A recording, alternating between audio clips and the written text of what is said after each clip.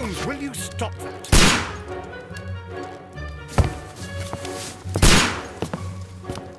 You are utterly mad.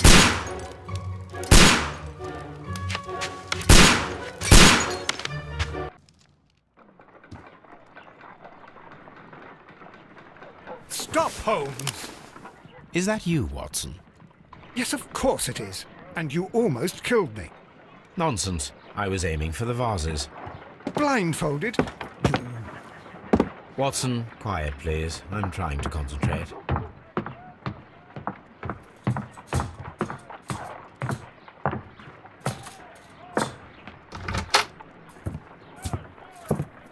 Ah, Lestrade.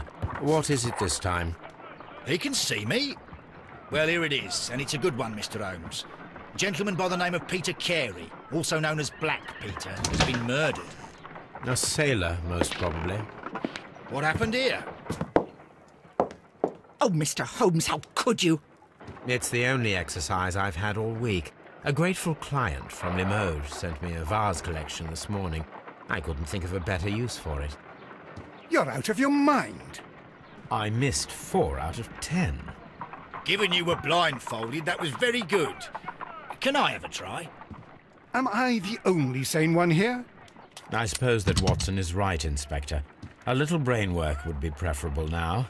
Do please tell us more about Black Peter. Peter Carey, born in 1845 and 50 years old. An ambitious sort, he achieved much success in seal and whale hunting around Scandinavia. Retired in 1884 with a small fortune. He invested his money in a property called Woodman's Lee, near Forest Row in Sussex. It was where he lived for 6 years, and where he was found dead yesterday. Has the investigation already begun? Yes and no. In fact, this crime is so mysterious that I would prefer you to join me down there. Give me half an hour to prepare, Inspector. Take your time and join me there. I have to go through the yard first. The merry men struck again. What have they done this time? They robbed a powder reserve. I'll meet you at Woodman's Lee, Mr. Holmes. I should help Mrs. Hudson here. I also have several appointments that I must keep this afternoon. I shall go alone, then.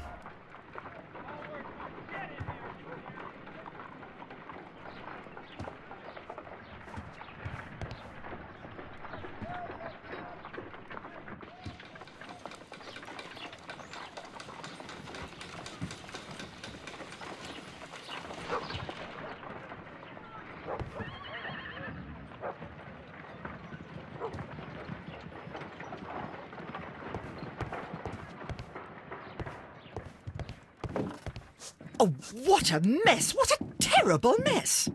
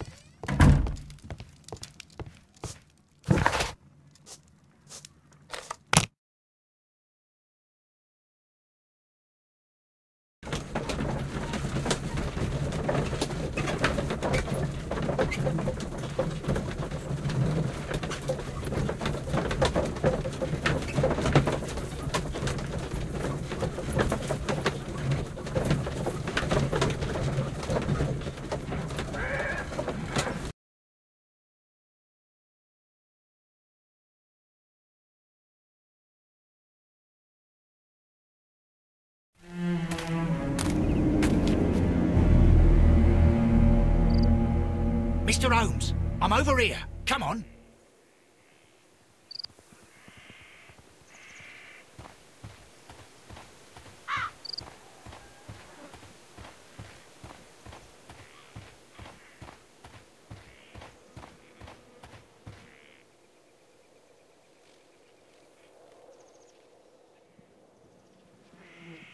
Inspector Lestrade, when will you remove my husband's body? It's sacrilegious to leave him here like this. As soon as we can, Mrs. Carey, I assure you. Allow me to introduce you to Mr. Sherlock Holmes. He's a detective. No doubt you've heard of him.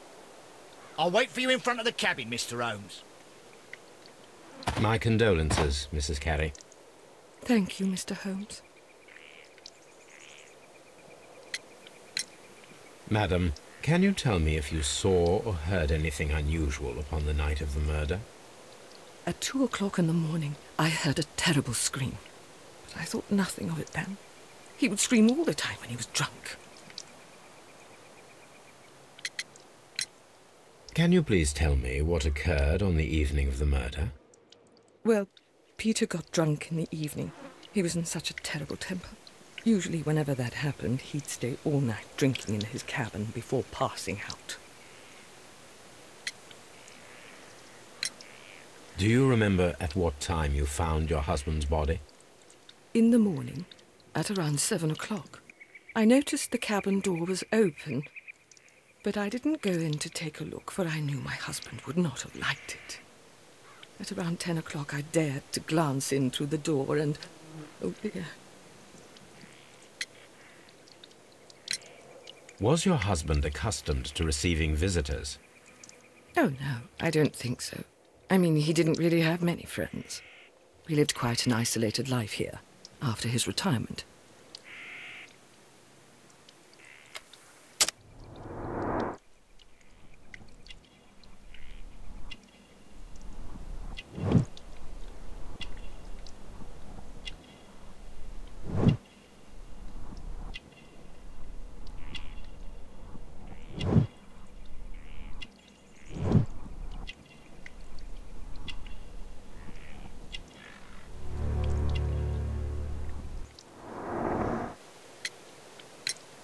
You have indeed suffered a great loss, Mrs. Carey.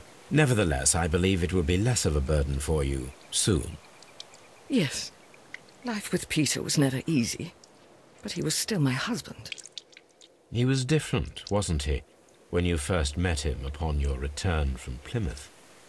Yes, Mr. Holmes. Oh, my goodness, but how do you know about that?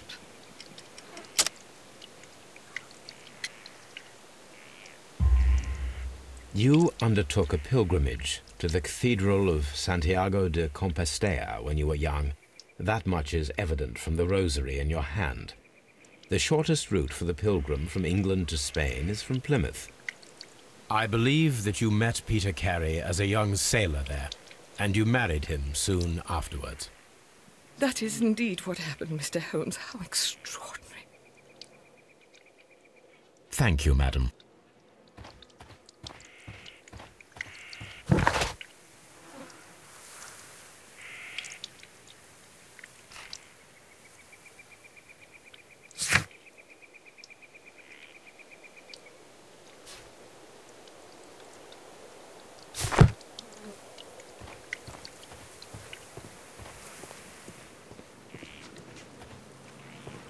It seems that the garden was well maintained.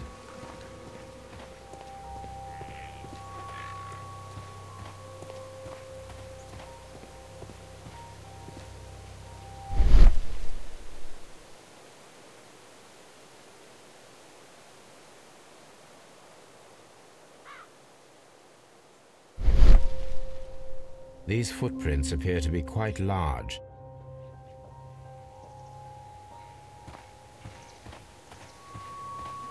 Peter Carey's body is inside the cabin.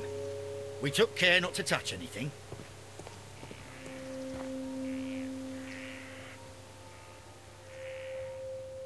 The door is locked. Wait just a moment, Mr. Holmes, and I'll open it.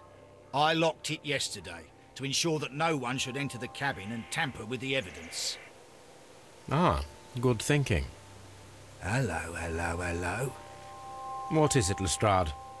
It seems to me that someone has tried to force it, Mr. Holmes. Let me see.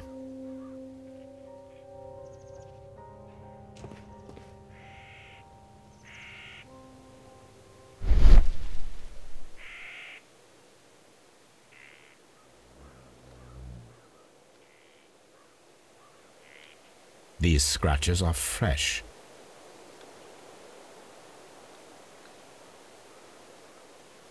You're right. Someone tried to force open the door. I swear these scratches were not here yesterday. Our mysterious visitor came here last night. Well, he's not the man for the job. This lock is not a difficult one. Perhaps he did not have the right tool.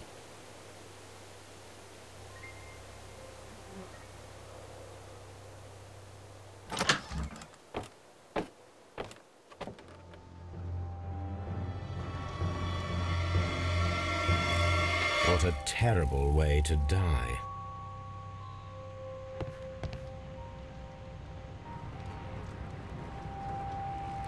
This man is in his 50s, yet he still looks quite strong. Peter Carey was fully dressed. He was not caught by surprise. It is possible that he knew his murderer. The weapon fully penetrated the body. The force of the blow was immense. Peter Carey was impaled to the wall by a whaling harpoon.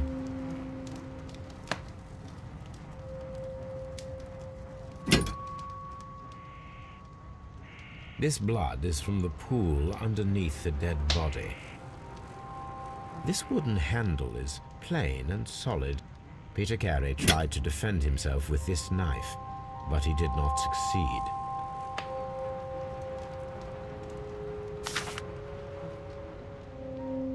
JHN are probably the initials of the owner of this notebook.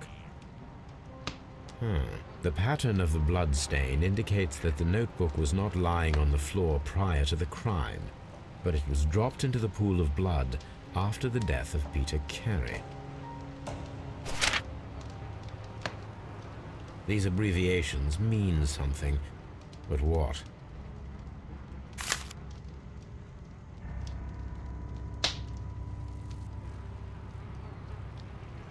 Rum, a sailor's drink. Someone drank from this glass recently. It seems that Captain Carey was enjoying a drink before he met his death.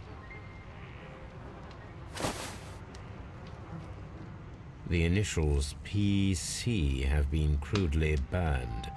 A sailor's work.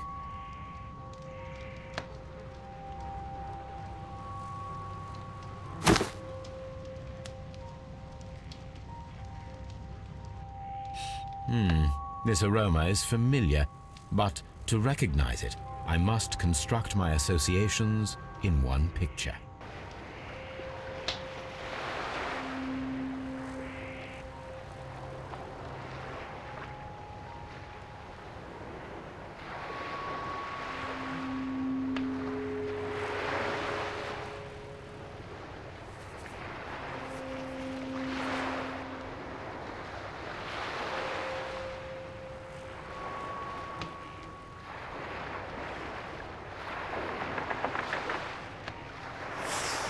Yes, this is a coarse tobacco, quite strong and very popular among sailors.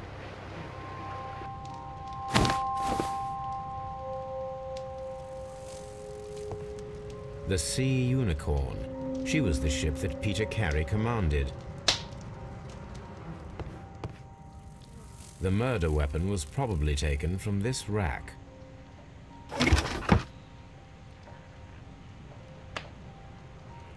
Old navigation instruments, nothing interesting. Peter Carey's boots. They look to be a size 8.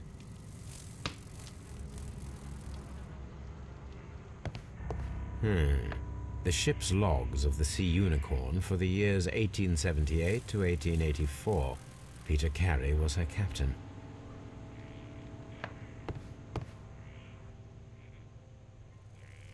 The tooth of a sperm whale, probably from one of Peter Carey's catches.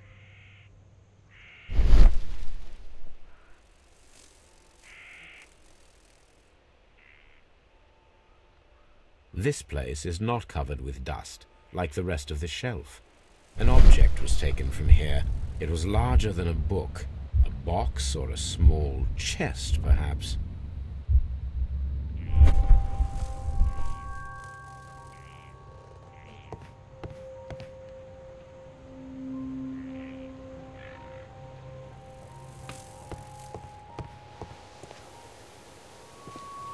Have you finished inspecting the crime scene?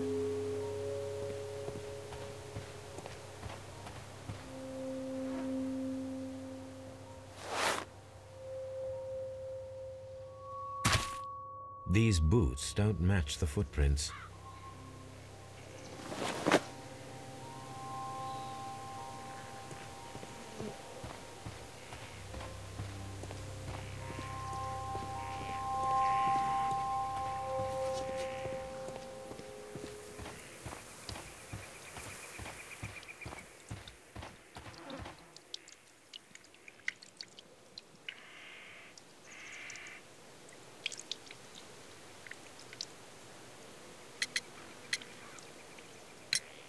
Is this your husband's tobacco pouch? I'm not sure. It might be, but he hadn't smoked in a very long time. The garden is very large and well maintained. Do you employ someone to look after it? It is true, there is a lot of work, but my husband took care of it himself. Your husband's private papers. Do you know where they are? There was a small tin box, barely larger than a book. He kept his papers there. It should be somewhere in his cabin. Thank you, madam.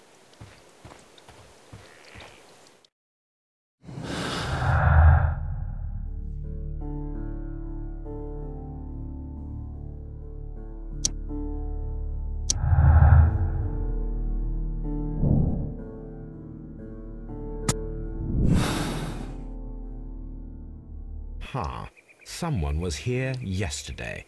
They attempted to force the door to gain entry.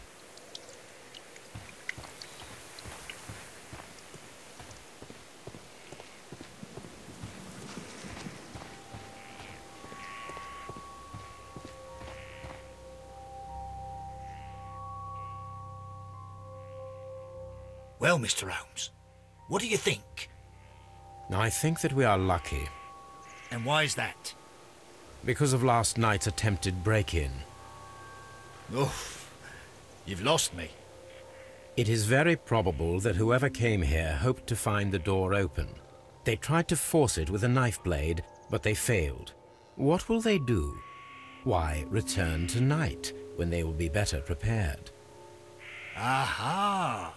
So what do you propose? We shall remain on the outside, near the window, where we stand the best chance of catching sight of our visitor. Well, gentlemen, ready your pistols. We have a long night ahead of us.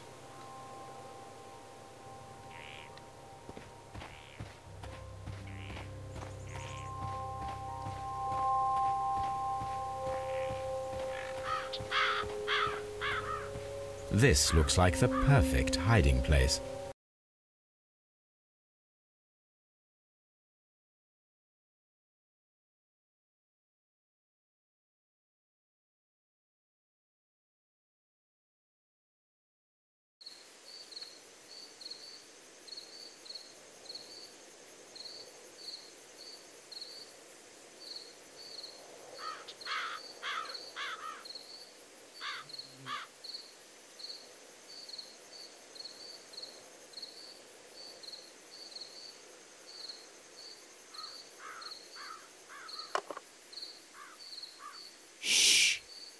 Did you hear that?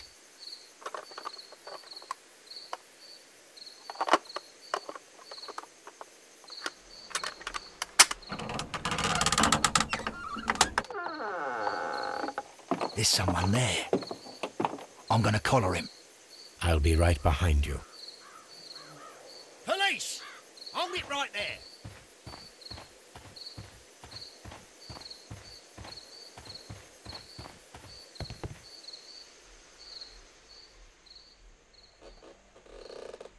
All right, my fine fellow. Who are you and what are you doing here? You're detectives, I suppose. You imagine that I'm connected with the death of Captain Carey. I assure you I'm innocent. Innocent? And what are you doing in his cabin? Shall I tell you?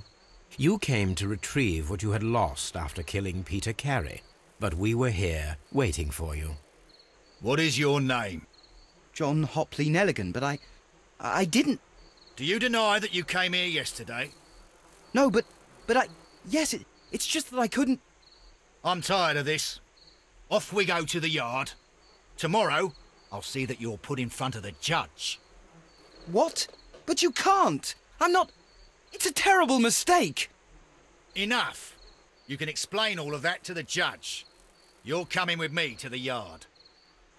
But... In light of recent events, it seems evident that your coming here was unnecessary. All the same, I'm very grateful to you, Mr. Holmes. You are welcome, Inspector. But please don't be too hard on our young fellow. I would like to question him tomorrow morning.